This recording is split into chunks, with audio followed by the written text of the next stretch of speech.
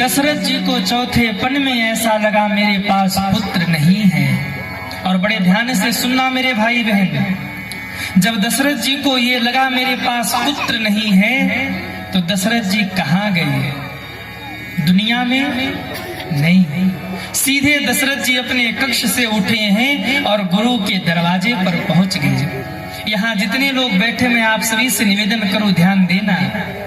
जीवन में जब आपके दुख आए ना तो जीवन में दो काम करना। क्या? बोले जब जीवन में दुख आए तो पहला काम करना, इन दुनिया वालों से बताना मत। ध्यान दीजिएगा, जब जीवन में दुख आए ना तो दुनिया वालों से बताना मत और गुरु और भगवान से छिपाना मत। ये मैं क्यों कह रहा हूं? दुनिया से आप बताओगे ना तो दुनिया तो इसी इंतजार में है कब आप हमारे सामने आओ और रो। दुनिया तो यही चाहती है, जब दुनिया के सामने आप रोते हो ना तो दुनिया वाले आपके आंखों के सामने दो बूंद आंसू बहा देते हैं और पीठ पीछे आपका मजाक बनाते हैं। मैं आपसे निवेदन करूं, यदि रोने की इच्छा हो तो दरवाजा बंद करके दीवार के कोने में जाकर रो लेना, वो दीवार आपका मजाक कभी नहीं बनाएंगे। दुनिया वालों के सामने मत रोना। और बहुत रोने की इच्छा हो तो चले जाना गुरु के दरवाजे पर, गुरु के चरणों में सिर रख कर रो लेना। बहुत रोने की इच्छा हो चले जाना मंदिर में, भगवान के सामने रो लेना, क्योंकि दुनिया आपके दुखों को देखकर आपके सामने आंसू बहाएगी, पीठ पीछे आपका मजाक बनाएगी, पर भगवान ऐसा नहीं करेंगे। भगवान आपको रोता हुआ देखेंगे ना तो अपने आंचल को आगे करके आपकी आंखों के आंसुओं को पोंछ लेंगे महाराज। इसलिए दुनिया से बताना मत और गुरु और भगवान से छिपाना मत। हाँ, मैं बार बार कहता हूं, जीवन में जब दुख आए, हंसने के लिए आपने बहुत स्थान बनाए जहां जाकर आप हंसते हो, लेकिन मेरे भाई बहन, एक स्थान ऐसा बनाना जहां जाकर आप रो सको, और वो स्थान किसी दुनिया का नहीं होना चाहिए। वो स्थान या तो संत का होना चाहिए या फिर साक्षात भगवंत का होना चाहिए। वो स्थान दुनिया का नहीं होना चाहिए। इसीलिए जीवन में एक गुरु धारण करना। जीवन में दुख आएगा, गुरु नहीं होगा तो कहां जाकर रोगे? जीवन में गुरु होगा ना तो गुरु के चरणों में सिर रख कर आप रो सकोगे, गुरुदेव हमारे जीवन में ये कष्ट है, हमारे जीवन में ये परेशानी है। और मैं एक और निवेदन करूंगा, गुरु भी ऐसा बनाना जिनके चरणों में आप सिर रख कर रो सको, जिनसे अपने हृदय के दुख और सुख को कह सको। लेकिन आजकल क्या होता है, माइक से गुरु मंत्र दे दिया, माला गले में डलवा दी, एक अपनी फोटो खरीदवा दी और कह दिया बेटा मेरी पूजा करना, मेरा ध्यान करना, मेरा ही नाम लेना, मैं ही भगवान हूँ, मैं तुम्हें भवसागर से पार कर दूंगा। अरे भैया, पहले खुद तो पार हो लो, चेले को बाद में पार करना। किसी को बुरा लगे तो मुझे क्षमा कीजिएगा। गुरु ब्रह्मा गुरु विष्णु गुरु देवो महेश्वर, गुरु साक्षात परब्रह्म तस्मै श्री। गुरु ब्रह्मा है, गुरु विष्णु है, गुरु शंकर है, लेकिन सावधान, शिष्य गुरु को ब्रह्मा विष्णु शंकर माने अच्छी बात है, गड़बड़ तो तब होती है जब गुरु अपने आप को स्वयं ब्रह्मा विष्णु और शंकर मानने लगते हैं। इसलिए मेरा आप सभी से निवेदन है, दीक्षा तो ले ली हमने पर गुरु तक पहुंच ही नहीं पा रहे, गुरु से अपने मन की बात ही नहीं कह पा रहे। बेटा, हर गुरु पूर्णिमा पर आना, मोटा लिफाफा चढ़ाना, मेरी जेब फुल रहे, तेरे दुख से उसे कोई लेना देना नहीं है। मैं आप सभी से कहूं, हरहि शिष्य धन सो कन हरहि, ते गुरु घोर नरक मह।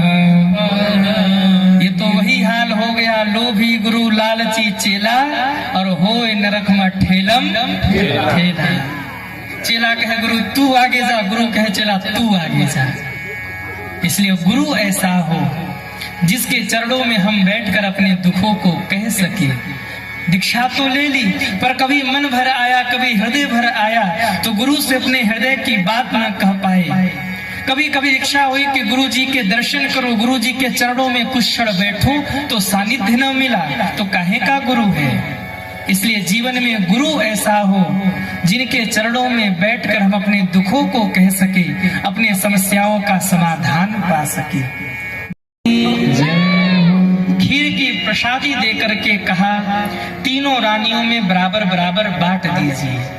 दशरथ जी ने प्रसाद लिया, आधा भाग खीर का निकालकर कौशल्या जी को दिया, आधा बच गया, 2 भाग करके 1 भाग सुमित्रा जी को दिया और 1 भाग माता कैकेयी को दिया।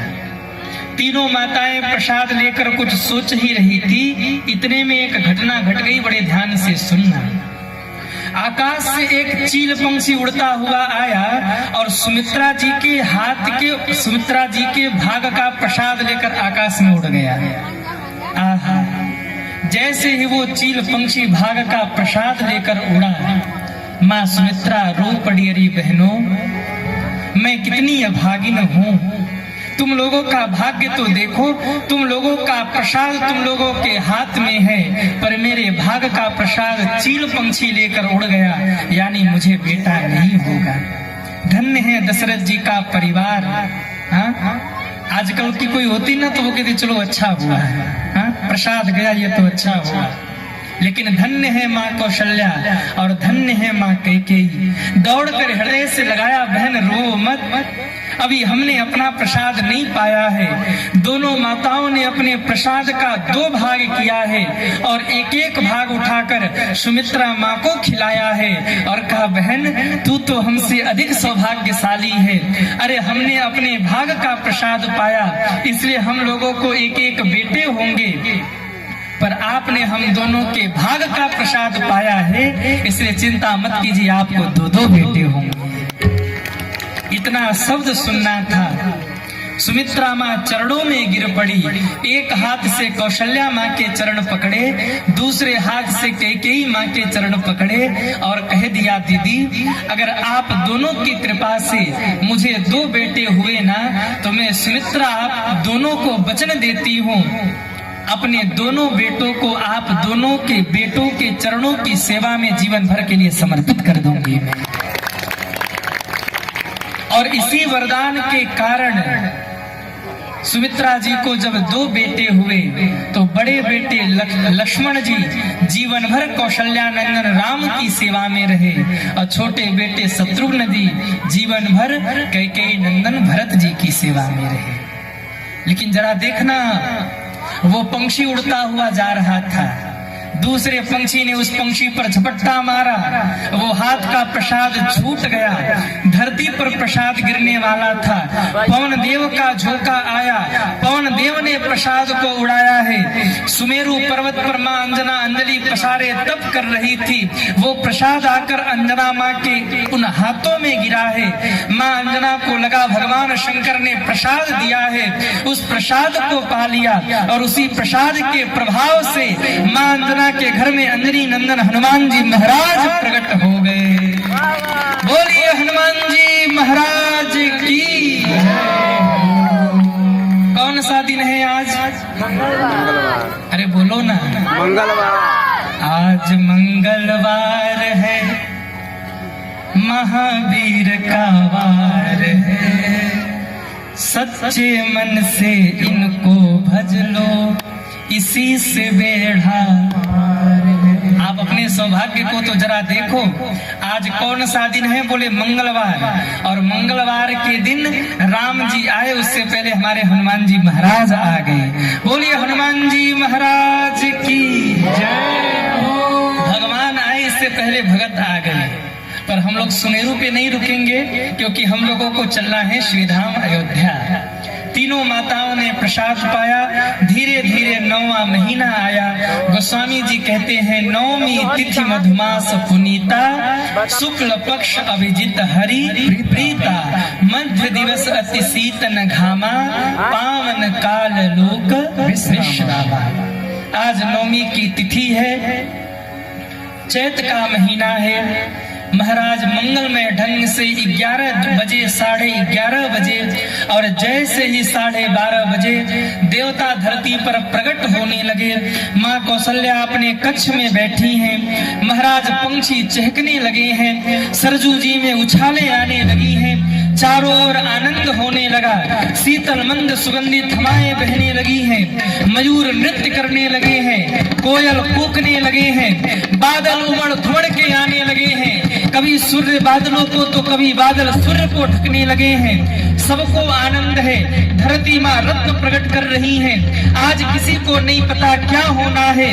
घड़ी पे 11:30 पौने 12 और जैसे ही 12 बजे सुर समूह विनती करी, पहुँचे निज निज धाम। जग निवास प्रभु प्रगट भय अखिल लोक। यशोदा माँ कौशल्या अपने कक्ष में बैठी हैं। उसी समय एक प्रकाश पुंज प्रकट हुआ। प्रकाश पुंज ने बढ़ते बढ़ते विशालकाय रूप ले लिया है। और जैसे ही माँ ने उस पुंज को देखा, उनके नेत्र बंद हुए हैं।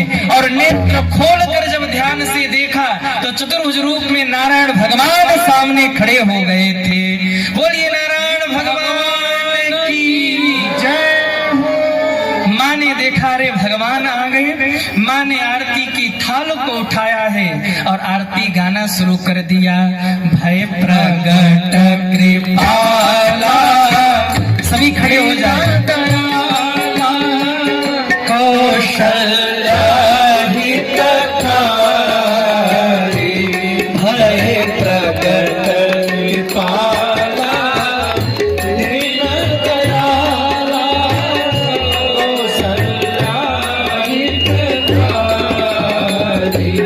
हरसित महतारी, मुनि मनहारी, अद्भुत रूप विचारी, लोचन अभिरामा, तनु घन श्यामा, निज आयुध भुज चारी, भूषण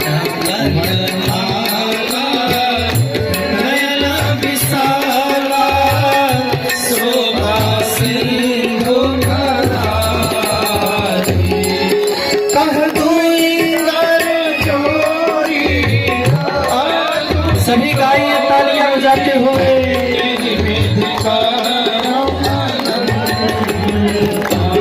माया गुण ज्ञाना हृदय माना, वेद पुराण भरा,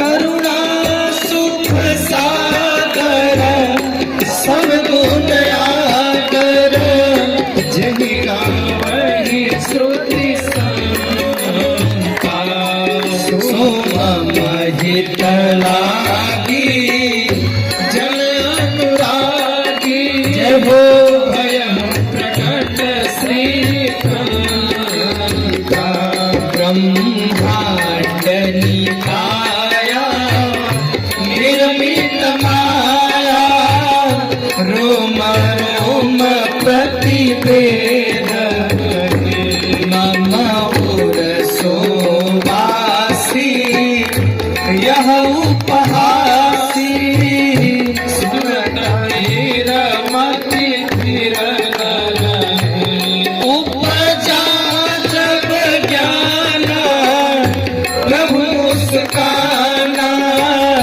चरित बहुत विधि सुहाई मातु बुझाई जे प्रकार सुत प्रेम। माँ हंसने लगी और बोली माता पुनि बोली सोमत डोली तज होता जैसी सुलीला अति प्रिय सीला यह सुख परम मनोभा। सुनि वचन सुजाना रोदन ठाना सुनि वचन सुजाना रोदन ठाना होई बालक सुर भूपा चरित गावहि हरिपद पावहि तेन परहि भव भय प्रकट कृपाला दीन दयाला कौशल्या हितकारी कौशल्या हितकारी कौशल्या हितकारी। विप्रधेनु सुर संत हित इन्ह मनुज अवतार विप्रधेनु सुर संत हित इन्ह मनुज अवतार जय इच्छा निर्मित तनु माया गुण गोपार जय इच्छा निर्मित तनु माया गुण गोपार। बोलिए रामचंद्र भगवान की जय हो। बैठ जाइए सभी।